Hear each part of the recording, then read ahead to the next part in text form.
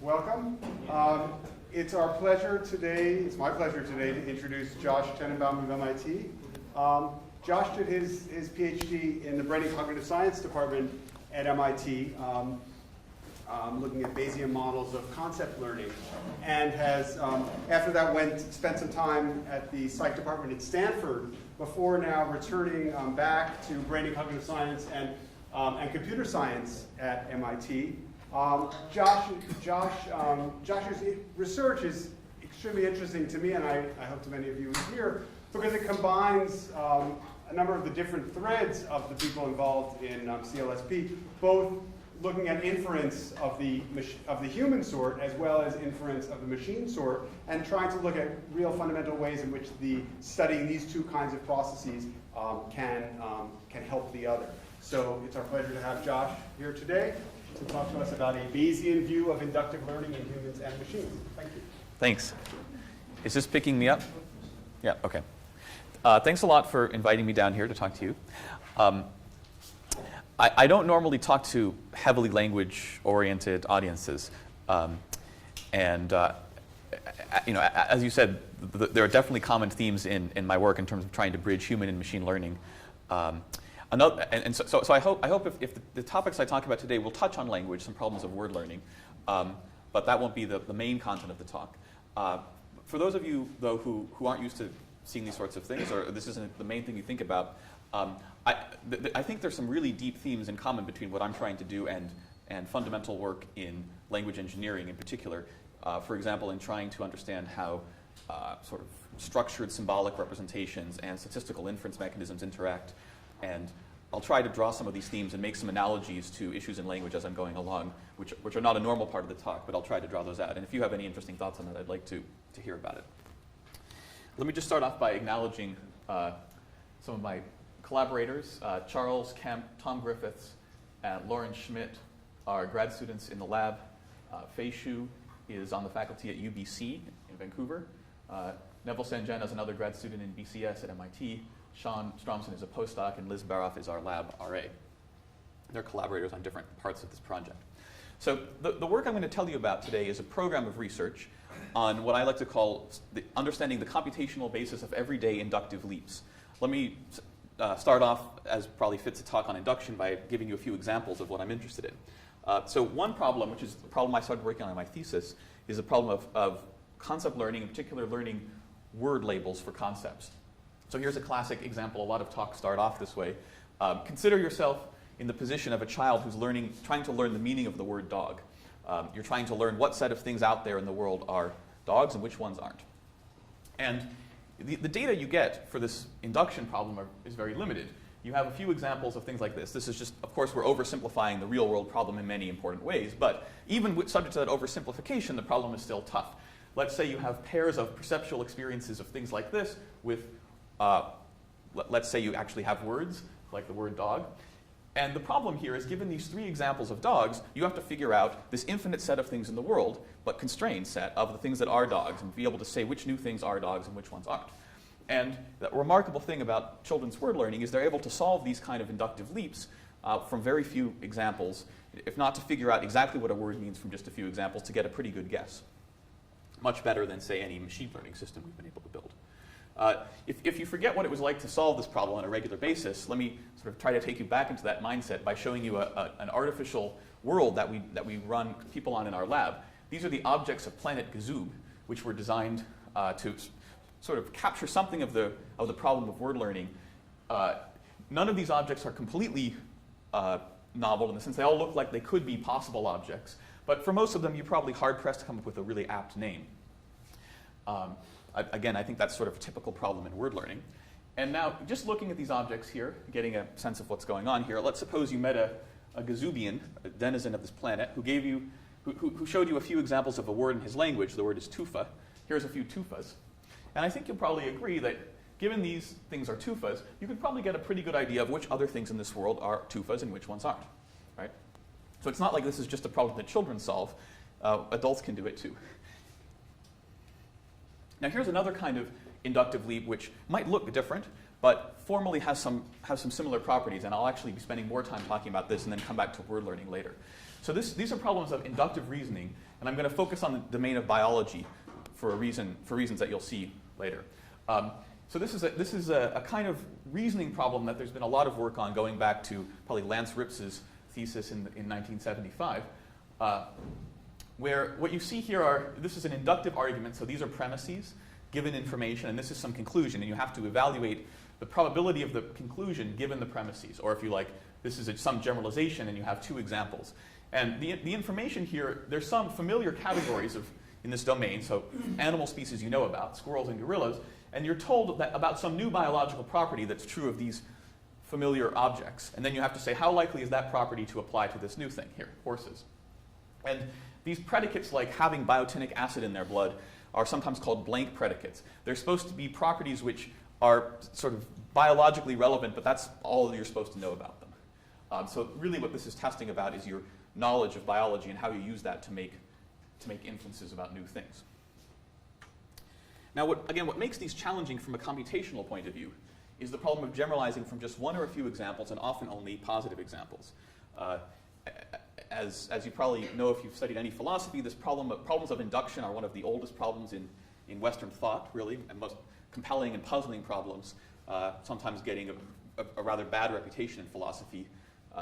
Induction has been called a scandal or a myth, not to mention nicer names like just paradox or riddle, and presents a fundamental challenge just from a logical point of view. How is this even possible to jump to a generalization or an abstraction from such limited data? Now, machine learning, sort of the modern science of induction, works on problems like this, and I'm sure you guys work on problems like this too. But the focus in machine learning has, at least traditionally, been on in some ways, an easier problem, where there's a lot more data, a lot more labeled data, both positive and negative examples. Of course, all learning problems are interesting because there isn't enough data to learn to learn in a trivial way. But the problem of learning from just one or a few examples is still at the sort of far extreme end of impoverished data compared to what most of machine learning and pattern recognition works on. Now that's starting to change in some interesting ways, and one of the things I'm going to try to do in this talk towards the end is come back to some applications to machine learning of the kind of models for human learning that we've developed, which reflects an interesting convergence of interests in these two fields. Now, the approach that I'm going to describe here is what I call a theory-based Bayesian term, or theory-based Bayesian framework. It's not the most elegant name. I'm looking for a better one, but it has the two important words: theory and Bayesian. So the argument is that people are able to solve these kind of induction problems by a combination of two pieces of cognitive machinery.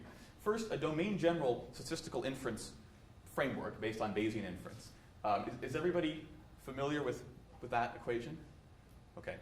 So I won't spend too much time explaining it. But basically, these hypotheses here, H's, are hypotheses about ways to generalize, such as possible meanings for a word or possible sets of animals that could have biotinic acid in their blood.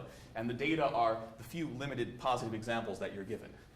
And you evaluate these posterior probabilities given some priors about possible concepts, P of H, and likelihoods, which are what data do you expect to see if a certain concept were the true one you're trying to learn. So that's pretty standard, although there's a lot of controversy, which we can talk about in the question period, of whether this is a good way to describe how people reason, but I'll argue that it is. But there's an important thing which is missing from just saying this inference is somehow approximately Bayesian, which is to specify what are the relevant hypotheses.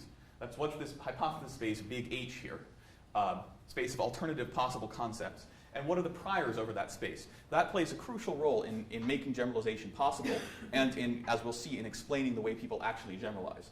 And what I'm going to argue is that we can understand something about where these hypotheses and priors come from by looking at people's intuitive theories of natural domains, such as their intuitive theory of biology, or in other domains, your intuitive theory of physics, and so on. Sometimes I like to make the analogy that theories are kind of like grammars, which is kind of interesting. Actually, Chomsky in some of his original papers goes the other way around. He says a grammar is basically like a scientific theory. What theories and grammars have in common is they're a set of abstract principles which specify an infinite set of possible structures. In grammar, it specifies an infinite set of grammatical sentences, acceptable sentences. For us, a theory generates an infinite space potentially infinite space of possible concepts that you could entertain, right? And these theories will be like probabilistic grammars in that they will assign a prior. And just as in language modeling, the important challenge is how do you come up with the right bias in your prior that puts sort of strong probability where you want it to be and not much everywhere else, but still maintain something everywhere. You know, every possibility has to be in there somewhere because people's conceptual systems are incredibly flexible. That's the challenge. How do you have a sufficiently biased prior without being closed-minded? And we'll see that's a challenge that theories will tell us how to meet that challenge. So the goals in this project are both descriptive modeling goals, the usual goals you want in any kind of scientific model. You know, an elegant model, fits lots of data, few free parameters, fits better, quantitatively higher accuracy than previous models. And I'm also driven by a strong goal to try to come up with a framework that unifies across many different tasks and domains, like I sketched out a little bit.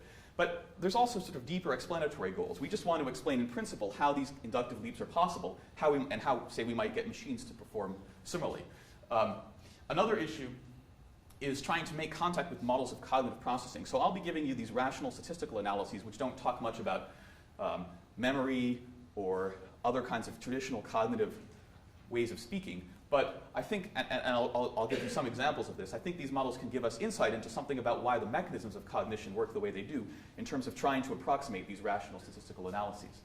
What I see as really important theme, particularly for areas of cognition outside of language, sort of within language, people have kind of realized this already, but in a lot of other areas of cognition, there's still these dichotomies of, say, symbolic approaches versus statistical inference, or domain general versus domain specific modes of inference, which you know, there's been a lot of effort expended into sort of arguing back and forth between these things, as opposed to trying to figure out what are the distinctive contributions and interactions between, say, symbolic representations and statistical inference. Even being able to see those as being harmoniously compatible is still something that much of the field has yet to, I think, agree on.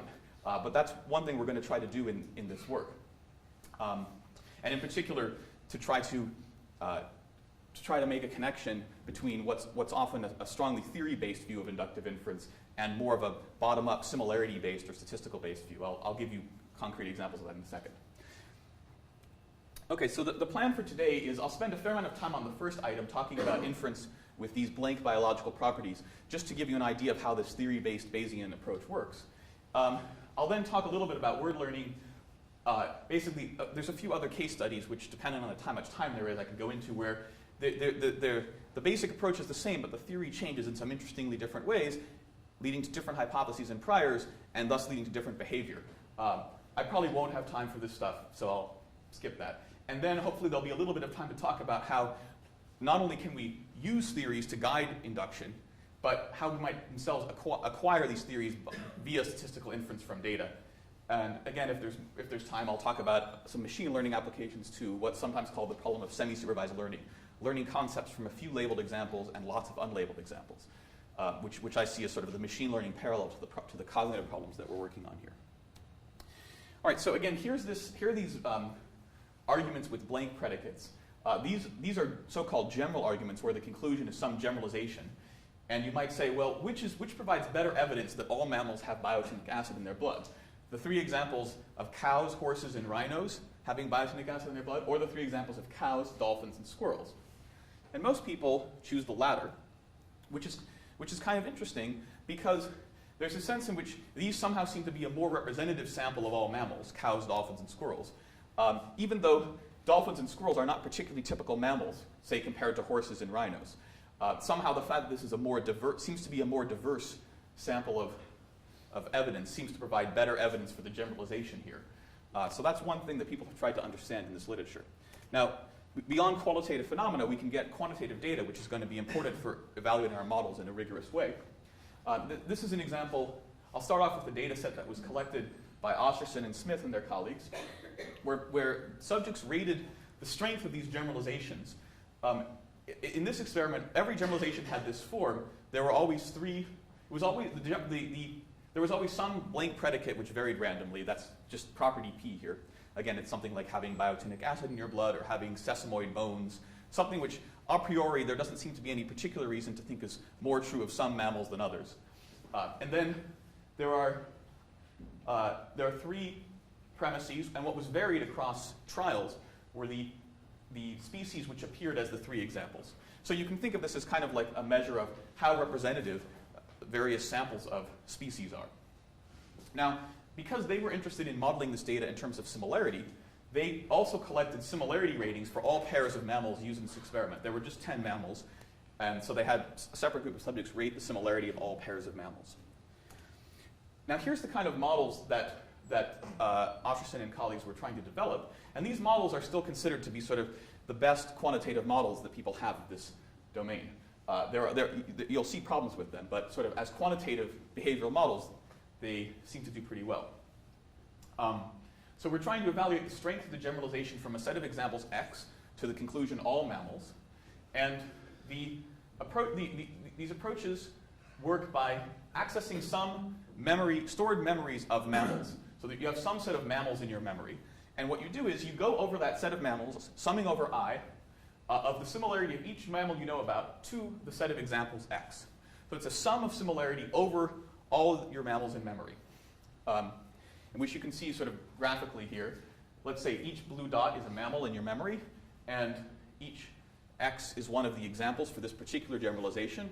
And so for each mammal, you compute its similarity to the examples, and you just sum that up over all the mammals to get some sense of like how well these examples cover the space of mammals.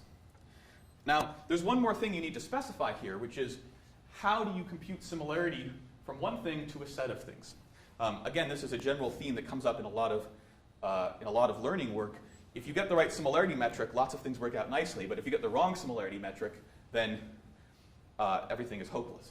Well, so here that turns out to be pretty important.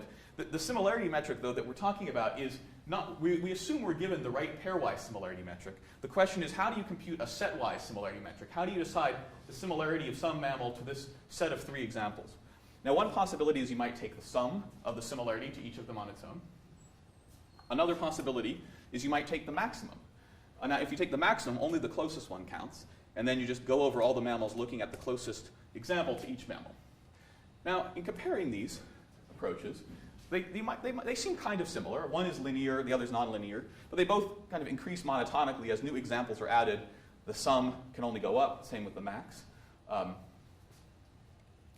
There are some reasons to prefer the sum similarity approach. If you're familiar with any kind of exemplar models in cognitive psychology, like exemplar models of categorization or memory, that's typically what they work by some kind of sum of similarity traces. If you're familiar with Hebbian learning and neural networks, that essentially lays down a linear superposition of memory traces, which then, in generalizing to new things, amounts to a sum similarity computation.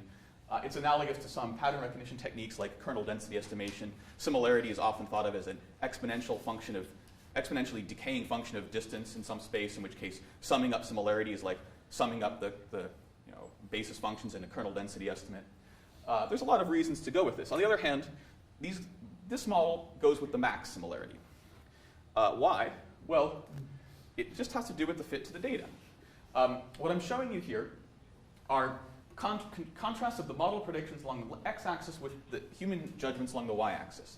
So each dot represents one of these arguments where there's some set of examples, set of three examples, and the conclusion is always all mammals. Again, so you can think of this as a measure of how representative this particular sample of three mammals is. And the ratings are normalized to 0 to 1, and what you can see here is that for this max similarity model, generalizations which the model thinks are strong also tend to be the ones that people think are strong. You have a pretty good correlation of around 0.9. And for these high-level cognitive judgments, that's pretty impressive. The sum similarity model, on the other hand, gets a negative correlation with the data.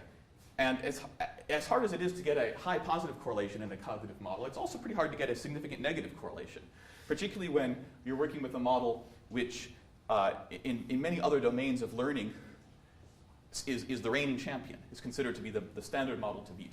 So there's something kind of curious going on here. You might, probably many of you find the max similarity model more intuitive, which makes sense because what we're showing here is how well the model fits people's intuitions.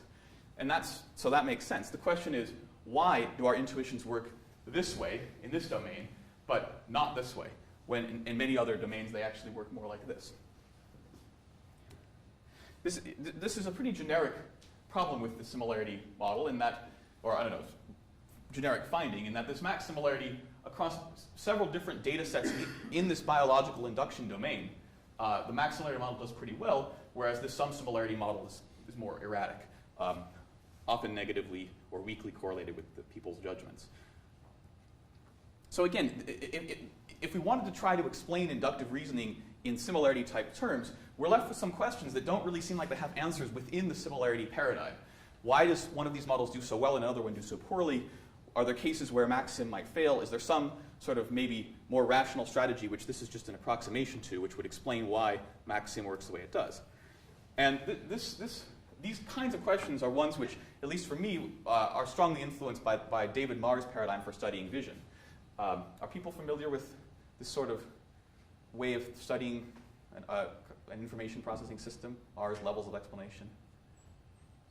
Well, just in brief, Marr suggested that you might study a visual system or any intelligence system at several different levels, including the neural hardware that implements the computation, the specific representations and algorithms over which computation works, and sort of maybe most originally for him, what he called the level of computational theory, which is analyzing the abstract information processing problem to be solved, which is not dependent on the hardware or even the particular representations you use, but might be in common across machines and humans who have to solve the same kind of problem. It's about understanding the structure of the environment and the task that you have to solve being in this environment.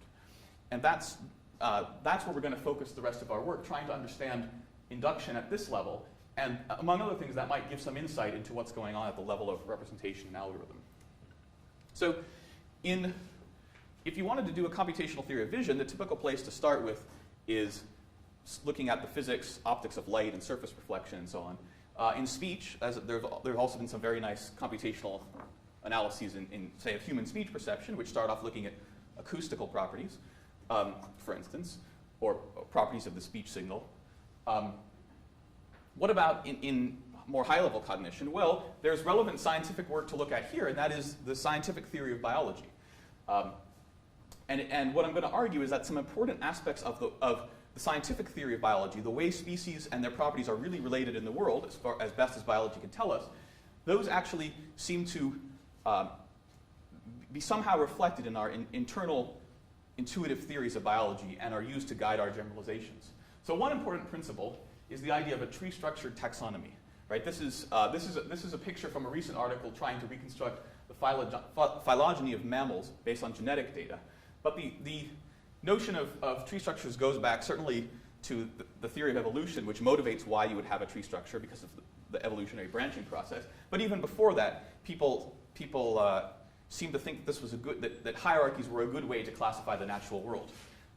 And there's some interesting cross-cultural evidence by people like Scott Atran showing that the hierarchical taxonomies seem to show up across cultures, including, say, much less technologically advanced but biologically more sophisticated cultures like hunter-gatherer cultures. So we might start off by making a sort of a theory-based approach to induction by taking this, let's say, taking the same similarity data that went into the other model and doing a hierarchical clustering to come up with some idea of people's taxonomy. And this is just an example of doing that for the 10 animal species that were used in this experiment. And you can see it kind of probably looks intuitive to you in terms of the groupings that appear in the tree. Like you have the primates here, you have these sort of sea mammals, which that's not really a biological grouping, but it seems to be intuitive to many people. You have the rodents, you have the land mammals, and so on. So now how might we use this knowledge structure to guide generalization? Well, what Atran when he was studying folk taxonomies like this, was particularly interested in them because of their role in guiding induction. And he actually cited an example of the principle of systematic induction that was developed in biology. This is like the study of cladistics or taxonomy in biology, pre-genetics. And so here's this fundamental principle that biologists had converged on. Given a property found among members of any two species, the best initial hypothesis is that the property is also present among all species that are included in the smallest higher order taxon containing the original pair of species. Right? So that means the lowest common node in the tree that spans both of the examples. So how does that do here? Well, So it does explain some of the basic diversity effect. Remember, there was this idea that more diverse evidence more diverse examples seem to be better evidence for the generalization. So this was a generalization which was rated as very strong by people, getting a score of 0.76 where the maximum was 0.82 on a scale of 0 to 1. And that can be explained by this principle because what's the smallest taxonomic category including all of these examples? Well, it's just all mammals, right? In this tree, that's the only node in the tree which spans the examples. And then we could contrast it with, say, this one, where we have cows, horses, and rhinos, where the lowest node is much lower. So if people are just going with this systematic induction rule, and just generalizing to the lowest common denominator, if you like, then here they would generalize to just the large herbivores and not to all mammals, which might explain why this is one of the weakest arguments in the set. But some problems come up in that there are many other more fine-grained preferences which are not captured by this principle. So here we have a set of examples: seals, dolphins, and squirrels, which people actually rate as being pretty weak. It's not the weakest, but it's definitely in the lower, say, 25%. But if you look in this tree, the lowest node in the tree that spans all of these is just the node for all mammals. And I think that's intuitive, even if you didn't agree with exactly this tree. It's hard to think of any more specific sub-kind of mammals that includes seals, dolphins, and squirrels, but not everything else, right? So it seems like there's some more fine-grained ideas going on here than just simple taxonomy. So what's the challenge here? Well, we have two classical models, one of which, this max similarity model, which seems to be sort of have strong descriptive power. You get high correlations with quantitative judgments, but it's not very well motivated on explanatory grounds. And then on the other hand, you have this more well-motivated theory-based approach, but it doesn't actually seem to describe what people do. So do we have to move on to another domain? Or can we think about some way to build models with the best of both features? Well, you can guess which I'm going to suggest. So we're going to try to take an approach which builds on the theory-based approach, but integrates it with statistical inference, both in terms of how we do the inference, instead of replacing that systematic induction rule with Bayesian inference, but also by turning the theory into more of a probabilistic generative model, as if, again, by analogy in language, taking a grammar and putting probabilities on it to get much more fine-grained predictive power. It's basically the same idea. So the approach here is to replace what we started off with, where we had each hypothesis just being one. Actually, wait, I'm skipping ahead for myself. Okay, so here's the first approach. The first approach is going to look actually a lot like the original taxonomic one, where each node in the tree corresponds to one hypothesis. So, for example, here's one hypothesis about how to generalize, which would include all the animals. Here's another hypothesis which includes all the land animals. This one includes just the primates, just the elephants and rhinos, whatever those are, just the dolphins and so on. Each node in the tree could be one hypothesis for how to generalize. And then there's lots of ways to define probabilities over this hypothesis space. A simple one, it turns out it doesn't matter too much. Just for simplicity, we'll just take a uniform prior over those 19 hypotheses, one for each node in this tree. The likelihood turns out to do something interesting. Again, the likelihood is the probability of seeing a particular set of examples given the hypotheses. And for this task, it doesn't really matter that much. You can choose something simple, which is just say 1 or 0, depending on whether the examples are consistent with the hypothesis or not. That's the simplest measure of the predictions of your hypothesis are the examples consistent or not. But you can get something more fine-grained if you think about the sampling process that gives rise to these examples. And it yields something which we call the size principle here, where the likelihood is inversely proportional to the size of the hypothesis. That's the number of things contained in the hypothesis raised to the nth power, where n is the number of examples. At least that's for any consistent hypothesis. It's 0 otherwise. Just to motivate this, imagine you were playing a simple sort of number concept learning game where the objects were just numbers from 1 to 100, and you had just two hypotheses. One is that the concept was the even numbers, and another was the concept was just the multiples of 10. Well, if you saw one example like the number 60, that would seem like maybe slight evidence for the more specific hypothesis, because it's slightly a coincidence that if you were sampling from this large set that you would just get that one there inside the more specific hypothesis. But if you saw, let's say, these 4 examples, 10, 30, 60, and 80, well, now it seems like that would be a huge coincidence to get 4 examples all inside the more specific hypothesis of multiples of 10 if you're really sampling from the whole set. And that kind of intuition is going to be fundamental in a lot of different kinds of inductive learning tasks, in particular in word learning, where it's very likely to assume you're getting some kind of representative sample from whatever set you're trying to learn. And that this notion of a suspicious coincidence that favors the more specific hypothesis over the more general hypotheses is an important part of Bayesian induction. You can also see how this relates to that fundamental principle of taxonomic induction, which said choose the lowest common denominator, right? Choose the lowest taxonomic node, which spans the examples. What we're seeing here is you should have a bias towards the lower ones, the more specific ones, but it should increase with more data. When you just have one example, it shouldn't be as strong as when you have a lot of examples. Okay, so we put these things together, and there's one more thing we need, which is this tells us when we put these priors and likelihoods together, we can compute essentially the posterior probability of generalizing to the hypothesis of all mammals, given these examples. But that doesn't necessarily tell us, if we want to model some of these specific inferences, like how likely is it that a horse would have this property, given that squirrels, dolphins, and seals do, we need a little bit more machinery. And there again, we're just going to invoke a standard Bayesian mechanism, which is called model averaging or hypothesis averaging. The idea is we want to compute the probability that some new object y is in the concept, given the examples x. What we have is a distribution over a hypothesis space of possible concepts. And the trick is that each of those hypotheses makes a prediction about whether or not some new object is in the concept. So we can compute these predictions by summing over the hypothesis space of the probability that y is in the concept, given that hypothesis is the true extension of the concept, the right way to generalize, weighted by the posterior probability of that particular way of generalizing that particular concept, given the examples. So this is what we just saw how to compute using the tree structure, and then this is just the sum over all hypotheses of their predictions, and under the simplest way of doing it, it's again just 1 or 0, depending on whether the new object is in the hypothesis or not. Another way to express this, which probably should be pretty intuitive, is it's just a sum over all the hypotheses in common to the new thing and the old thing. It's sort of trying to see how many possible ways of generalizing that are consistent with the examples are also consistent with the new thing you want to generalize to.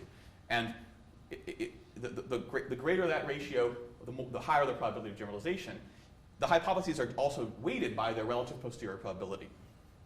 So the more likely ways of generalizing contribute more to classifying new objects. Does that make sense? Okay, so how does the model do? Well, actually, terribly. So here's the model on top. What you can see is that the correlations aren't very, very good, but the plot is more revealing than that, in that, let's just zoom in on one of these here. This is this general set where there's 3 examples, and you're trying to see how much should you generalize to all mammals. What you can see is that the model, there's a whole bunch of arguments here which the model is giving probability of 1 to. The model is saying, I'm absolutely sure you should generalize to all mammals, even though people give a wide range of ratings. Here I'm just showing 2 of these. These are the 2 I showed you before. The examples cows, dolphins, and squirrels compared with the examples seals, dolphins, and squirrels. People rate this weak and they rate this strong. And unfortunately, this model, just like Atrin's taxonomic induction principle, also rates these strong. And basically for the reason that we already saw, in both cases, there's just one hypothesis consistent with the data. Here it's all mammals, and here it's also all mammals. But somehow that doesn't seem right. Somehow it seems like, in this case at least, there might be some competing alternative hypothesis that seems like we might want to consider it. Like, for example, maybe the concept is really just true of the aquatic mammals, which would explain dolphins and seals, and then squirrel is maybe an outlier or some weird mutant or something like that. Whereas there isn't such a simple explanation here. It's like you'd have to, if you wanted to come up with an alternative explanation, something which would explain seeing dolphins, squirrels, and cows, but not having the property generalized to all mammals, you'd have to posit 3 different suspicious coincidences for each of these. And that's sort of the direction that our model is going to grow in. We realized that there was an important part of biology, the scientific theory of biology, which we weren't taking into account, which is the notion of features arising from a mutation process. Right? So it's just not the case in biology that some features always just true of one branch of a tree. Features arise by a stochastic process of mutation and then are preserved through selection, with the result being that a novel feature or any feature could appear anywhere across the tree, although there are certain distributions are more likely than others that come about from the dynamics of the mutation process. So our next step was to try to develop our theory and, again, put a more fine-grained prior on our theory based on the idea of a mutation process, thinking that since that's the way it actually works in the real world of biology, maybe somehow our brains have adopted a prior which is appropriate for that kind of domain. So the specific prior that we use is actually one that is a simple model that mathematical biologists have used. It's called a Poisson arrival process. And basically you imagine choosing some feature value for the root of the tree, and then that sort of spreads out or propagates down each branch, and at any point along any branch there's some small probability of a mutation. And then you just look to see at the bottom what you're left with. The probability of a mutation along any branch is just given by this expression, and it depends on the length of the branch and the mutation rate. So the longer branch, there's more likely to be a mutation, and of course that's parameterized by the mutation rate.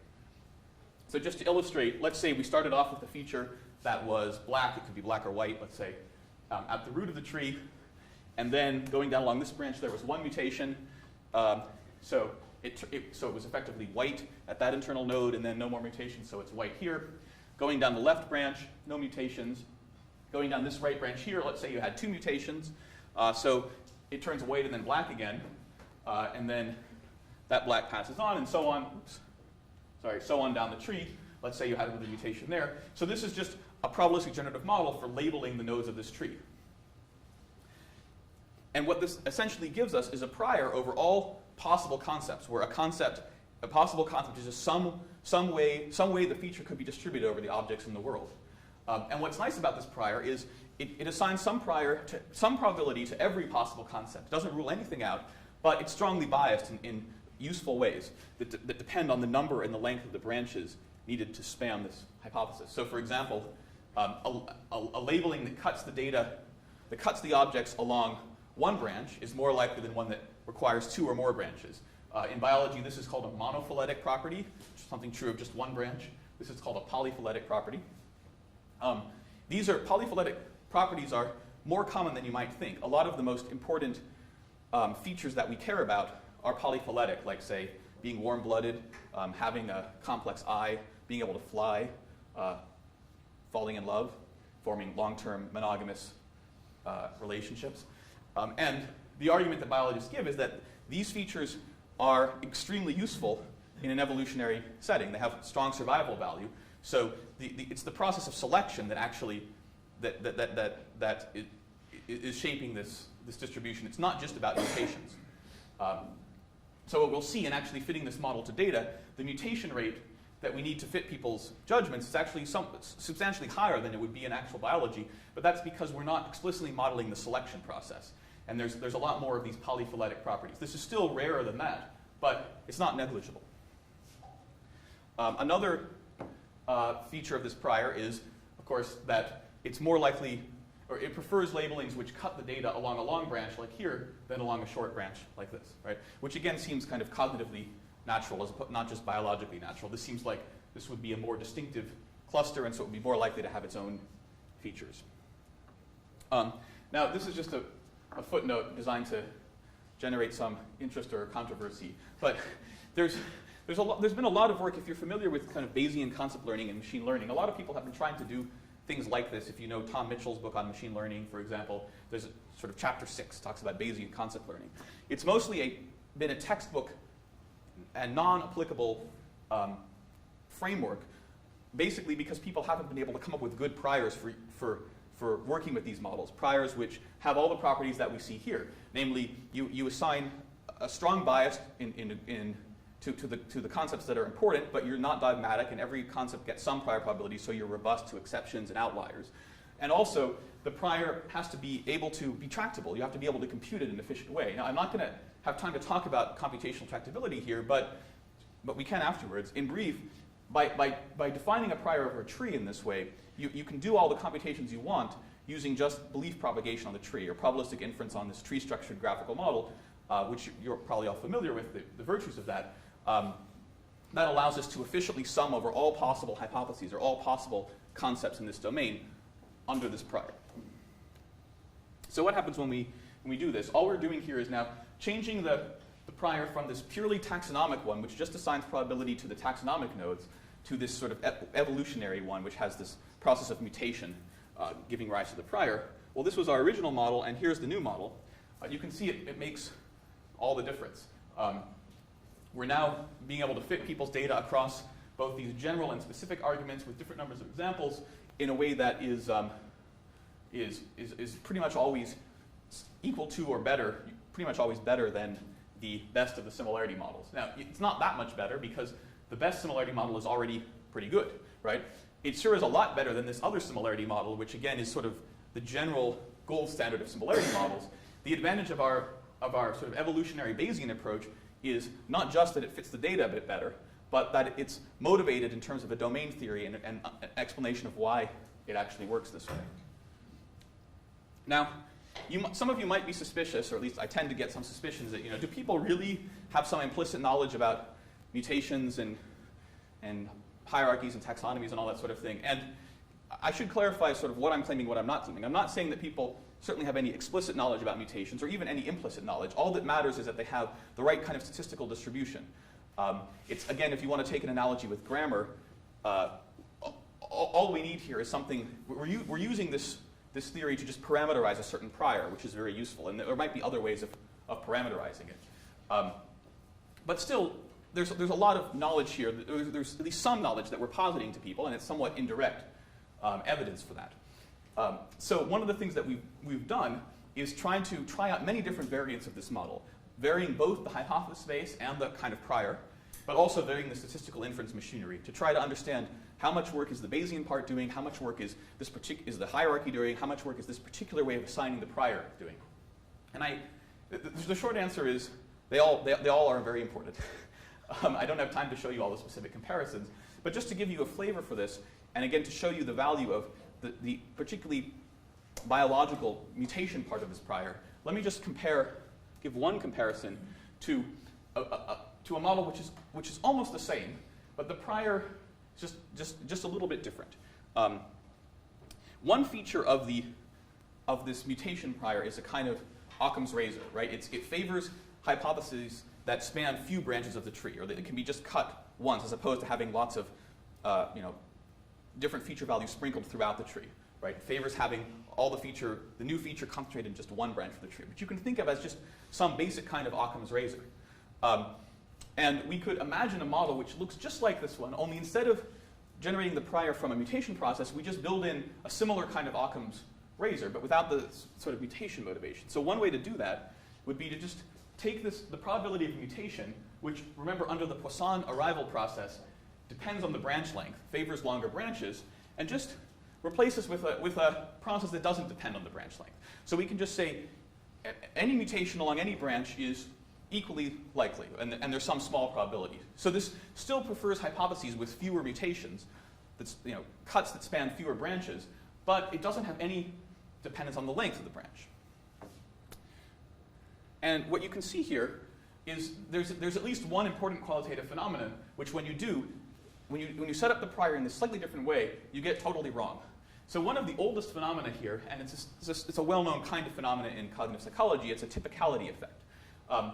People prefer generalizing from more typical instances of a category, like horses to all mammals, than from more atypical ones, like seals. So this is a weaker generalization than this one.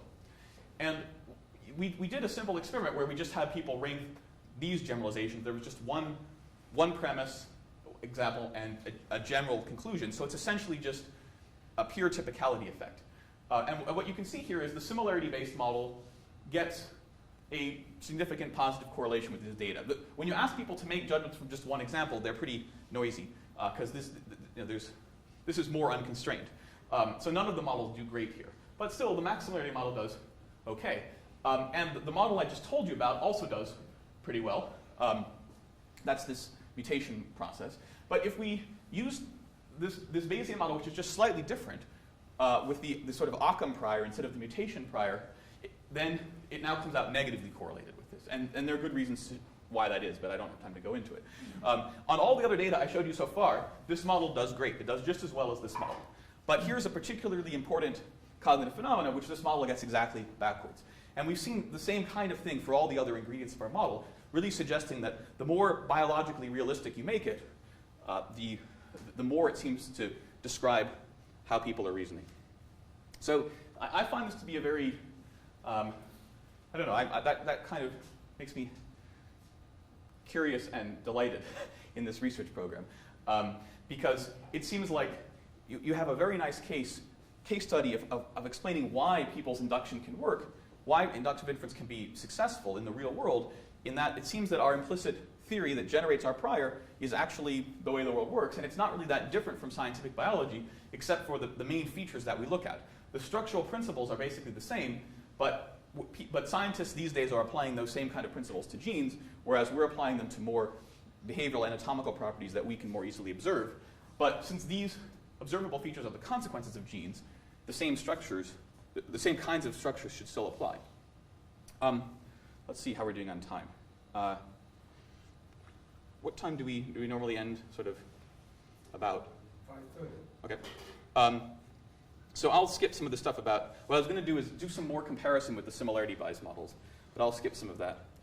The short answer is that, or the short version of this part of the story is that we can understand something about why the similarity models work so well, basically by showing both empirically and analytically that this max similarity model, the one that worked really well, is an approximation to the Bayesian, evolutionary Bayesian model that I showed you. We can also find places where it breaks down and where the Bayesian model makes the right prediction, but the max similarity model doesn't, but I won't go into that for time. You can ask me about it later. One thing that is interesting that you might ask about this whole research program, and it's going to be directly relevant for, say, the prospects of application to machine learning. We started off with this notion of similarity given by people as the basis for our hypothesis space, right? We took people's similarity judgments, and then we did hierarchical clustering to come up with this taxonomy. So you might say, well, we haven't really explained away similarity because we just used it as the input to our model. And what are we going to do in a new domain where we don't have a good similarity metric, where we don't have people to just rate similarity? So let me tell you about a similarity-free alternative to this approach, which is also probably a more compelling cognitive model and maybe more applicable to machine learning. Where basically instead of coming up with a taxonomic tree based on similarity judgments, we come up with the taxonomic tree as the best explanation of some observed features. So just as an example, here's a set of features that we worked with where people were given 48 animals and 85 features and rated which animal had which feature. So for elephants, you get features, various perceptual features like gray, hairless, but also things like inactive or timid, smart. And then the problem that we're trying to solve here is, say, given all these, I'm calling them old features, but let's say they're the known features of these species, we now have some new feature that we want to make an inference about, let's say having biotinic acid in your blood. And the question is, can we somehow use this data to figure out how to generalize this new feature from very few labeled examples? If you're familiar with the problem of semi-supervised learning, that's where we're getting to. And our story for this is, again, it's basically the same kind of model, but I'm putting it in a broader probabilistic framework, which was also kind of inspired by a grammar analogy. So the theory here are these principles which generate a structural description of the domain, if you like, a parsing of this data matrix, which then provides a prior for generalizing to new features. So the theory consists of the principles which I just told you about. The structural description is a tree where each species is assigned to some leaf node of the tree, and features are distributed over this tree in some way. And the principles of the theory assign a prior probability to any possible structural description, any possible tree, any possible way of assigning features. The mutation process, right, will, again, prefer that any one feature change occurs relatively few times and on longer branches. And that assigns a likelihood to this observed feature matrix. We'll just call this, oops, there's supposed to be a D there. Oh, that'll be later. Okay. Anyway, this assigns a likelihood to the observed feature matrix. So essentially, what we view this system as doing is estimating the most probable structural description, which fuses the top-down probabilistic constraints of the theory with the bottom-up constraints of the observed features, and then uses exactly the machinery I just told you about to come up with the prior for generalizing new features. And here I'm just comparing this feature-based model on three of the tasks I told you about before, these general tasks and these two specific tasks, specific inferences. Now, what you can see is that both the Bayes model and the max similarity model get worse because these features are generated by different subjects for different reason, and they may not have the most relevant features, but they still do kind of okay. I mean, the Bayesian model seems to work best. There's 2 points to get out of this. One is that the model works just fine without similarity, and you can view you can view what this model is doing as basically a kind of unsupervised learning stage. That's the left side of this graph, giving a prior for rapid supervised learning on the right here. But there's also an interesting contrast with what I'll call a raw Bayesian approach. So here, what we're doing is trying to come up with a prior that doesn't use the theory. So we might just say, suppose that the new feature that we're learning is just one of the old features that we've seen before. Right? It's kind of analogous to, in language modeling, having a model with no smoothing or something, just assuming that the probability distribution is just the empirical distribution of things that you've seen in your corpus. So we assume this new feature is just one of the features we've seen before, and then we say how well can we generalize based on that. And again, what you can see here is that does much more poorly than using this, if you like, this theory-based probabilistic smoother.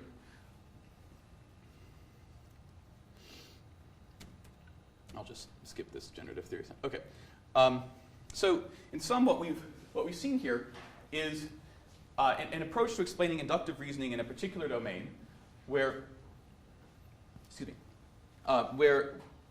inference is provided by the combination of a top-down theory and some general-purpose statistical inference machinery. What I'll show you is just one more example of how we apply this in a slightly different domain, where the general inference framework is exactly the same, but we make a little bit of a change to the theory, and that produces some big domain-specific differences.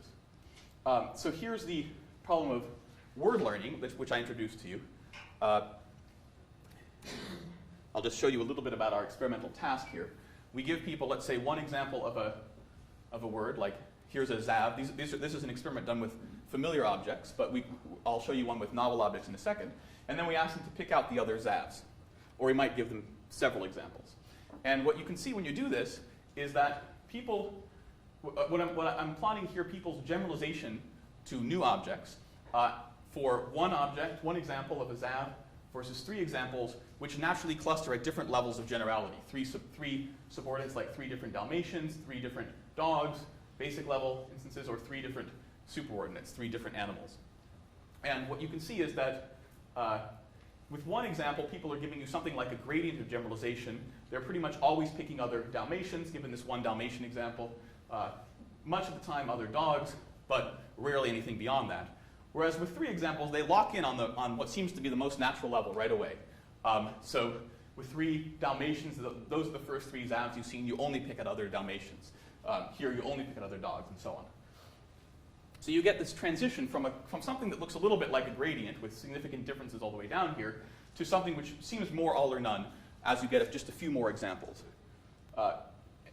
This is just showing you sort of the same kind of pattern with children. With children, the gradient is more pronounced. There's really a very graded pattern of generalization from one example, but relatively more all or none generalization to the most specific level. Remember again, this principle of taxonomic induction generalized to the lowest common denominator that we started off with in the theory-based approach, and which we showed in our approach. That's what you get from the size principle and the likelihood. As you get a few more examples, that becomes the sort of salient suspicious coincidence. You don't want to generalize just beyond that set. But the key thing about, again, in the Bayesian analysis is that lowest common denominator principle doesn't kick in until you have a few examples. And if we contrast, say, the behavior of people in this domain with this max similarity model, that gives you a gradient all the way through. So In the other domain, the max similarity model worked very well, but here it really is just miserable. It doesn't respond with any degree of sensitivity to the number or distribution of the examples. Whereas the Bayesian model, which we use, we basically follow exactly the same methodology. We take similarity, we construct hierarchical clustering, we associate hypotheses with nodes in the tree. The key difference in this model is that here we're going to apply that simple taxonomic bias. Here, the hypotheses are not going to follow a mutation process. They're just going to correspond to nodes in the tree. And if you think about it, I think that reflects an important difference between words and properties, right? Words we take as labels for categories, and there's a lot of evidence that children in particular have a taxonomic bias in early word learning, that they particularly think of certain kinds of common nouns as being labels for taxonomic categories, which is very different from properties which we might expect to be distributed in somewhat more arbitrary ways over the world of objects. So that's pretty much the only difference, is putting in this prior which favors a one-to-one mapping of words onto taxonomic clusters instead of a more statistical distribution. And then we can do a very good job of fitting the data. We can show, although I don't have time to tell you about it, that the main difference between the adults and the children here can be accounted for in terms of a basic level bias. So we need some additional, it seems that adults have some additional bias over and above the prior I just told you about to prefer to map words onto basic level categories. And we can see basically the same behavior with these artificial objects. So again, here are the Gaussian objects. We can do the same kind of experiment. We can also collect similarity. We can also do clustering and find a hierarchical taxonomic structure and use the same sort of model, and also find the best fit when we have some kind of basic level bias. There's some more complexities to this, but since I'm out of time, I won't tell you about those. So let me just, again, highlight the contrast, both the similarities and the differences between this task and this model and the other model. They both reflect aspects of learning about natural kinds, two of the most important kinds of learning we have to do in the real world. We have to learn about the properties of natural kinds, and we have to learn words to refer to them, right? So it makes sense that there would be some underlying domain structure in common across these two kinds of tasks. That would be the taxonomy, right? But there are important differences in how words are used and how properties are distributed in the world, and that's reflected in the different kinds of probabilistic models that we use to generate the priors in these two domains. I was going to do some more. I guess I was too ambitious. I'll skip the problem of acquisition of theories, but if you're interested, that's an important open challenge. Many people have proposed that if there are strong domain theories like this hierarchical theory in biology, that it would have to be there innately, with nothing better than sort of generic poverty of the stimulus type arguments. But what we've been trying to show is how you could acquire those theories in the same way with the same kinds of statistical inference machinery you might use in using those theories to generalize new things. It's kind of like the analog of grammar induction, whereas before we were talking about the analog of parsing. And I can also tell you about some machine learning things. I'll just skip to my end here. So in sum, I've tried to present a framework for generalizing, for understanding how people solve this inductive generalization problem from very limited data in a way that combines what are often seen in cognitive science as, again, these very sort of dichotomous approaches to learning. In particular, domain general and domain specific. We have domain specific knowledge structures, which are also task specific, like the difference between a mutation prior for properties and a taxonomic prior for words. But we also have, underlying it all, a domain general statistical inference framework for rational inference. And it's the interaction of these two which explains how learning can work, right? What makes any inference process go through is if the prior knowledge that your system has matches the structure of your world, and you use some kind of rational inference machinery for moving from that prior knowledge plus observed data to conclusions. You need to have both domain-specific and domain general components to explain any inference, really, and we're showing how that works in these cognitive areas. Again, what I think is potentially most interesting from a cognitive science point of view then about this is a tool for studying knowledge. The kind of theories that we're suggesting people have are intrinsically unobservable, right? They're just implicit biases which guide our behavior. And some of these things have been posited before, like people have posited hierarchical theories of biology. Others of them haven't. As far as I know, nobody's proposed that there's any kind of an implicit knowledge of the distribution that goes with mutations in biology. But by developing these rational sort of ideal observer models and seeing what kinds of prior knowledge we need to explain people's behavior, it gives us a powerful tool for trying to figure out what is the implicit abstract knowledge that people have about the world that's guiding their ability to learn from so few examples. I'll stop there. Thanks.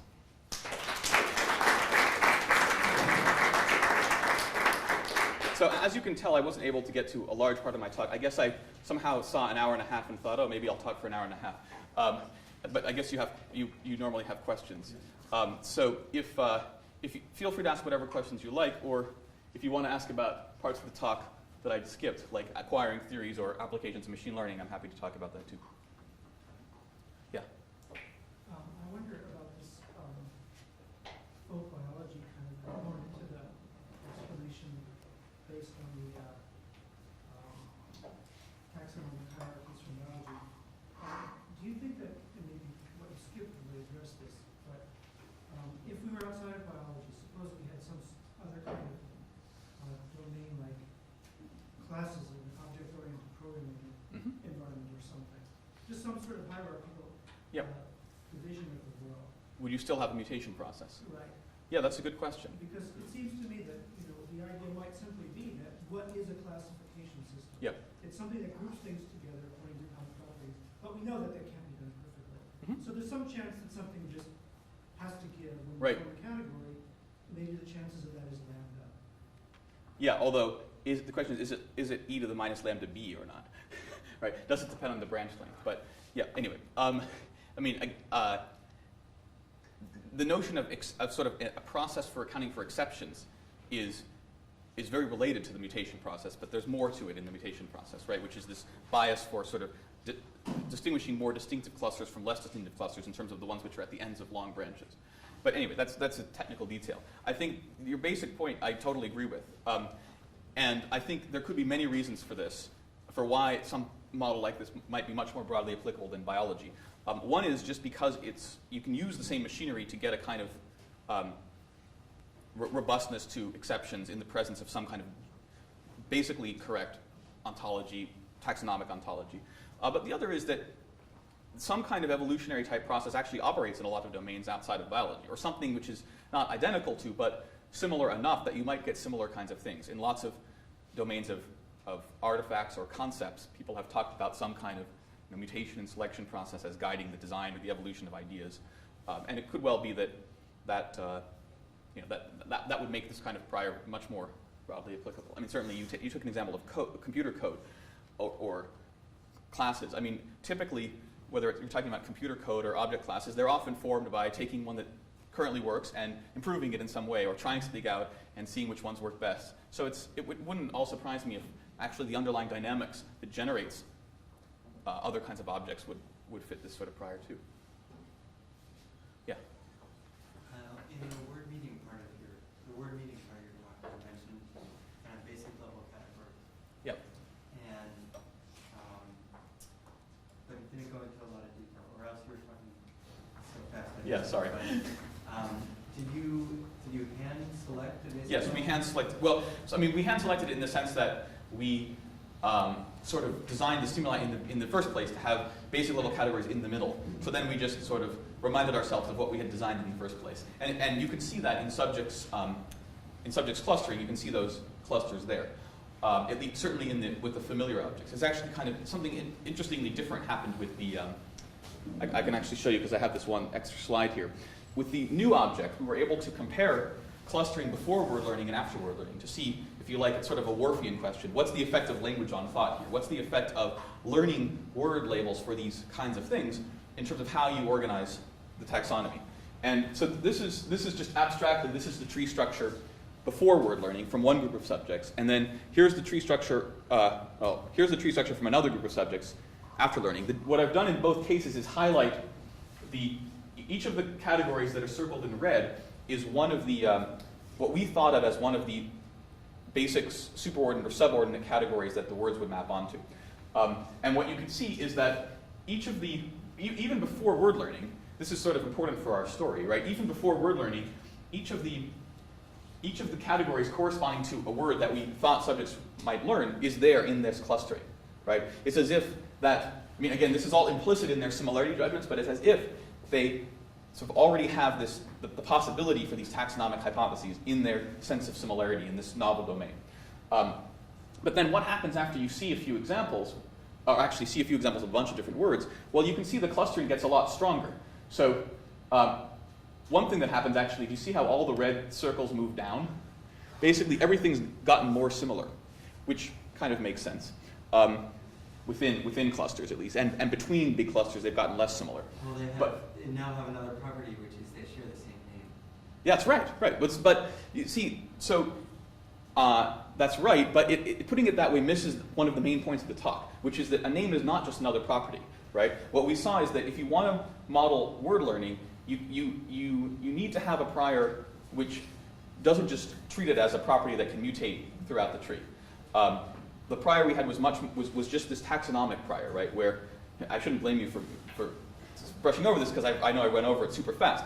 The key difference between the model for the word learning and for the property induction was that for word learning, the hypotheses were just the nodes in the tree, not the possibility of having labelings that crossed branches of the tree, which would be generated by a mutation process. You could also think of it as like having a mutation rate that approaches 0. Right? If mutations are extremely rare, then almost all the time there's just going to be a single branch that has one feature in common, and the rest of the tree has the other value. Right? So there's an important difference in the prior, and that's going to come in terms of how learning words should affect your tree structure versus just learning a property. Right? So let's say you saw some novel property which doesn't quite fit your tree structure. Well, it's fairly easy to chalk that up to some weird mutation and then move on without changing your underlying tree structure.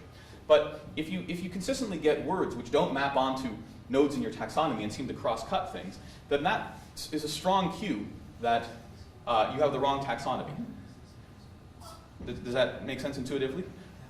We don't have evidence for that, direct evidence for that here, though that's something we're trying to look at. And if you remember that the version of the model I presented where you have the taxonomy is basically a probabilistic, it's a structural description that's a probabilistic generator for the observed features. If you think of that as also a generator for the observed word labels, then each of those would impose constraints on what structural description is the best one for this domain.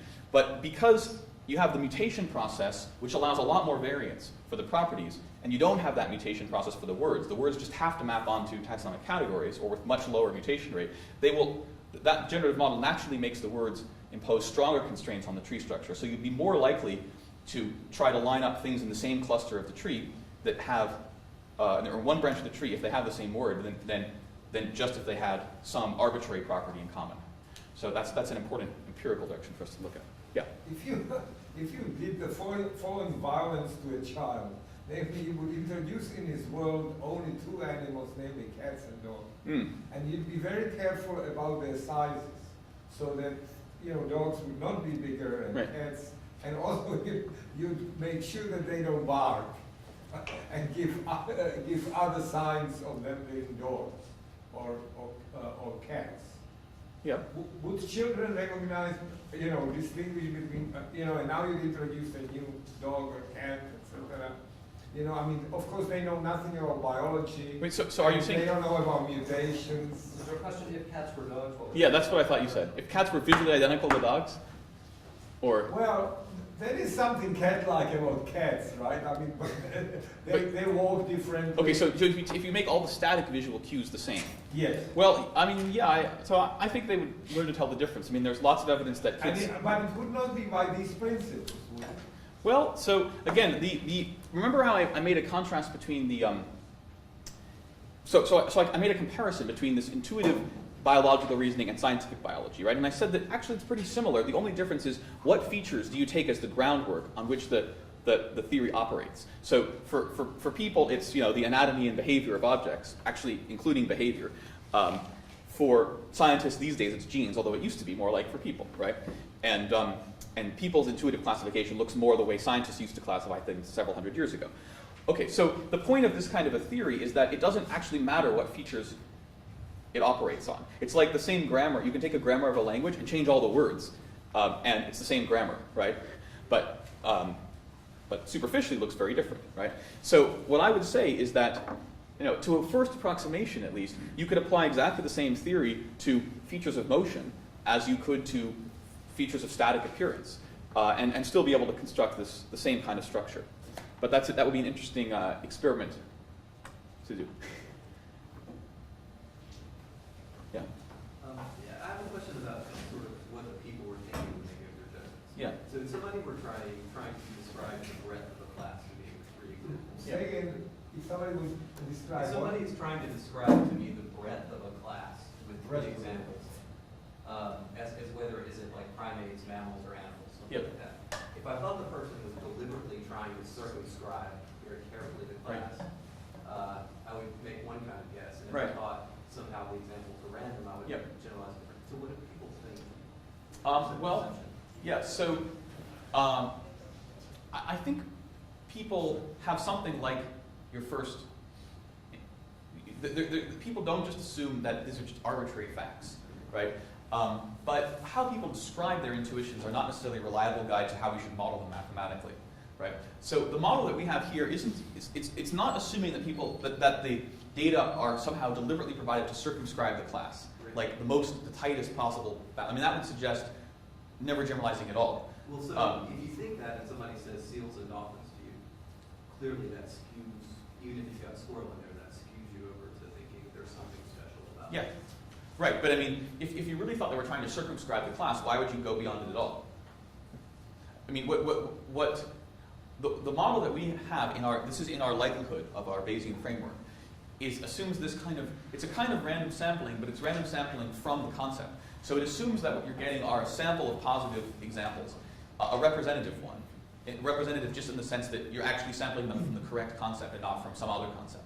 And then that naturally gives you kind of a soft version of this intuition that you want to that they somehow map out the spread of the concept and you don't want to generalize too far beyond.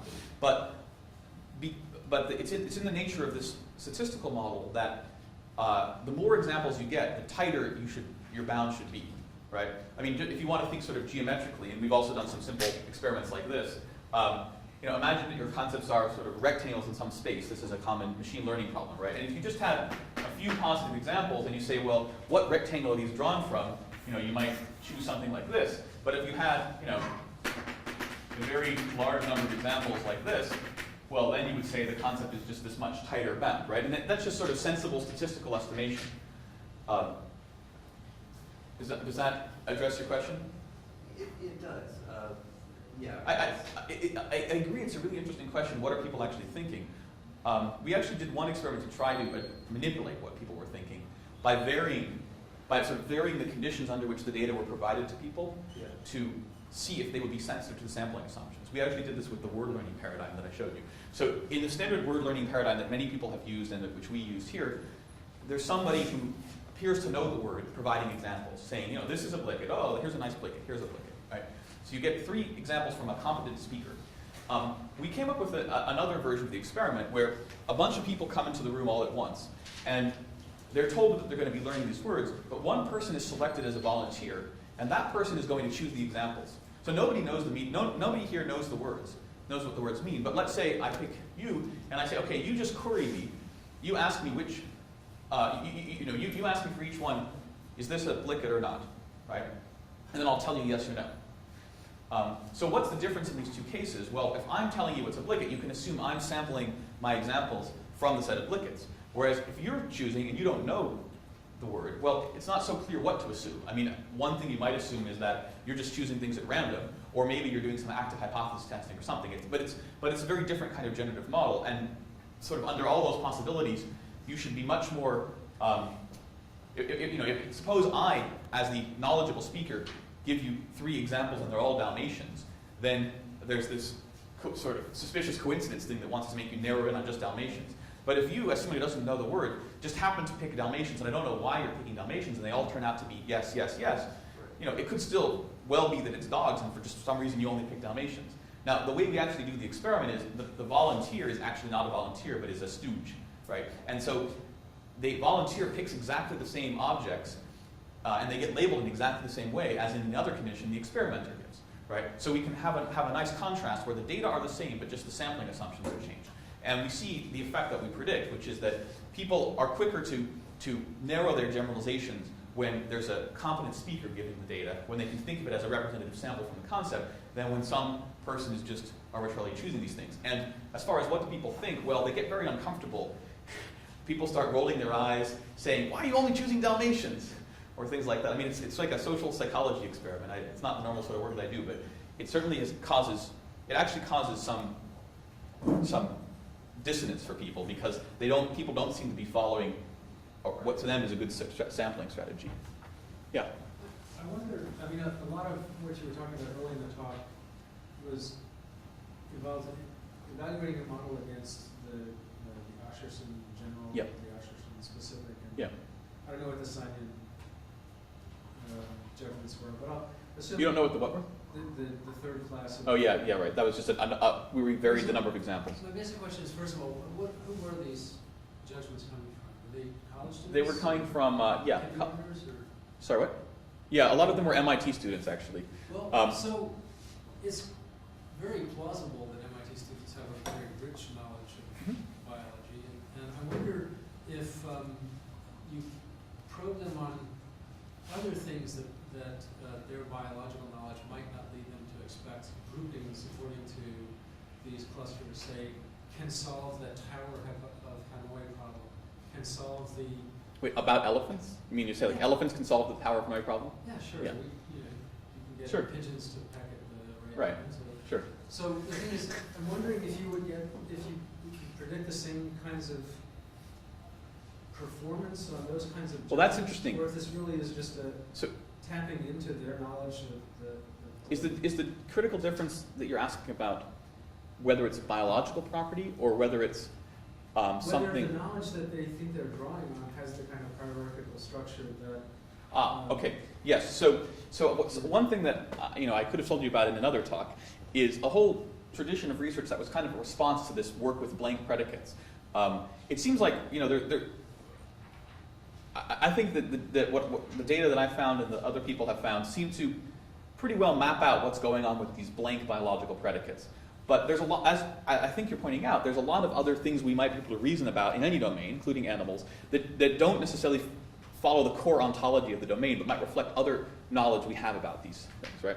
And so people have been studying the same kinds of tasks with what they call non-blank predicates, which just means predicates where we have some relevant prior knowledge which goes beyond the basic ontology. And we've got several different versions of our model where I think we have a nice way of treating that by basically, again, keeping the same Bayesian framework, but just changing the theory somewhat.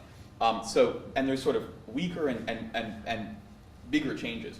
A weak change, like for example, suppose it's something about their ability to learn some task. Well, that we might think is related to the taxonomy because we know intelligence tends to cluster like chimp or primates tend to be more intelligent, the aquatic mammals tend to be intelligent, and that sort of thing. Maybe dogs tend to be intelligent or something. So a reasonable way to model that might be to keep the tree structure taxonomy, but say you have some prior, instead of having a mutation process where the feature is equally likely to switch anywhere in the tree, you have some biased mutation process where it's most likely to switch between branches which you think differ on the relevant features for solving the Tower of Hanoi problem. Like you have some knowledge of intelligence, you think these branches are generally more intelligent, so you have a mutation process where the prior says it's more likely for this people to be able to solve this task if they're in some sort of the relevant branches, right? But you still don't know exactly where this is. Maybe the task is a lot easier than you thought, so maybe everybody can solve it. So you can there's basically ways to assess people's priors for some particular feature and then modify the mutation rates in the minimal possible way to account for those priors and then predict judgments on these kind of tasks. But there are other ones where the reasoning is really just beyond taxonomic. It has more to do with the causal interactions between animals. For example, you can, this goes beyond animals, but it's still in biology, you could say, which of these is a stronger generalization? That given that carrots have a certain enzyme that rabbits will have a certain enzyme, or given that rabbits have a certain enzyme, that carrots will have a certain enzyme. So most people prefer to generalize from carrots to rabbits and from rabbits to carrots. Taxonomically, well, there's no reason to generalize at all. But you know that rabbits eat carrots, and if you think about sort of, basically you can make a version of this, the same kind of model, where instead of a tree structure, imagine a causal network that represents the causal interactions of who eats who, right? Under the idea that that's going to causally mediate things like enzymes, or you can try to model disease susceptibility or things like that. And you can use this alternative. I want to stress the parallels with what we were doing as well as the differences. Basically, you have a different kind of graph structure. Instead of a tree structure, you have a directed graph representing causal interactions.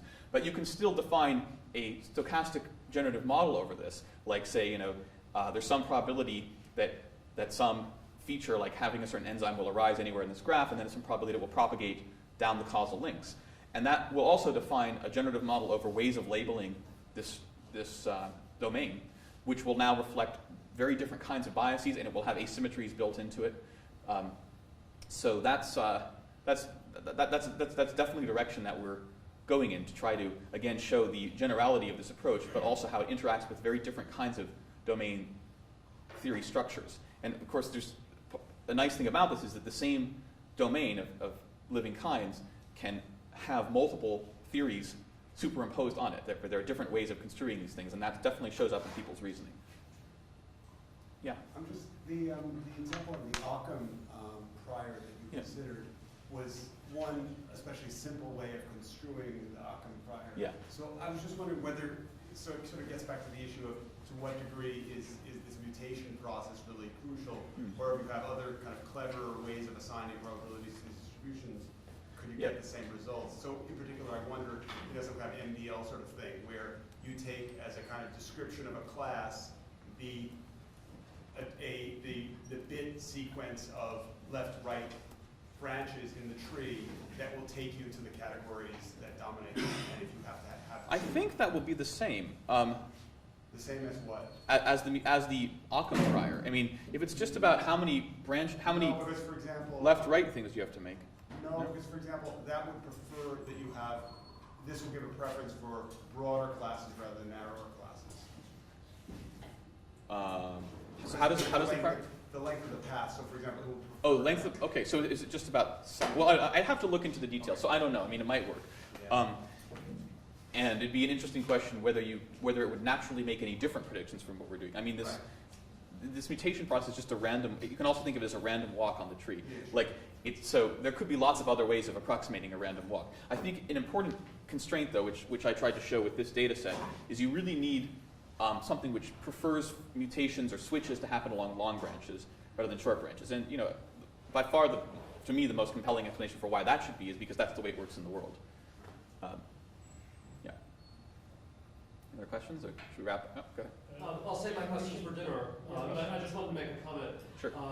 For the sake, the part of the audience that's still left. Actually, two. One is that I think it's really nice work, in part because this is exactly the way that those of us who think about the world when we're being engineers. Yeah. So if we wanted a computer to solve Right. the problem, Exactly. that's exactly what we build. Right. And it's really nice to see that humans seem to be doing more or less the same thing, because humans are our only existence proof that any of this stuff that we're trying to do is possible at all. Yeah. The other half of the comment is that, and this is particularly clear, I think, in the grid that you showed a number of species with all the properties that they had, where you induce a clustering and then try to generalize. Right. Yeah, exactly this. That this is very similar to some problems that we have as engineering problems in this field. And I'll point one out. This is the one that we started discussing this afternoon, that Jay and I are about to start working on. Right. Which is where your species are verbs, for example, and their features are the nouns that they appear with, and you want to say, given that these verbs appear with some nouns, which verbs are similar to one another, and which other nouns might they appear with in the future. Right. And exactly the same kinds of methods, I think, can be used. Right. Yeah, basically, the problem that we're working here, this is one version of the problem where you have this observed data matrix, and then you have this sparsely observed column, and you want to fill in this column, right? But more generally, you could say that the problem is just you have a sparsely observed matrix, and you want to fill in, and then, but yeah, and so many problems in computational linguistics are exactly of that form. That's right. So if it's just this form, actually, people like Thomas Hoffman or Right. the people who sort of did the initial work in this. But we, in the case of linguistics, we have things like word data. So we have existing taxonomies that Right. we don't necessarily have to infer them. That's right. We do a ways of inferring them using distributional clustering and things like that. Right, yes, so another place where this taxonomy could come from is somewhere else. Like, it doesn't have to be inferred. That's exactly right. And there's another person who's worked on that. If you know David Karger at MIT, and his student Kai Shi is his last name, S-H-I-H. She did some work as part of his thesis.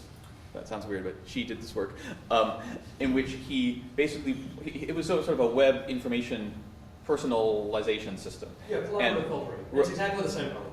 Yeah, basically, but in particular, he used the fact that he was working with web pages where there's a natural hierarchy imposed by the domain, / whatever you call that, the address, and he used. Sorry, what? And you want to predict who's going to want to read what. That's right. And so he used a very similar, almost identical algorithm, slightly different mutation process, but also it was motivated by a biological analogy, and got very nice results. So I think we ought to thank you again. Okay, thanks.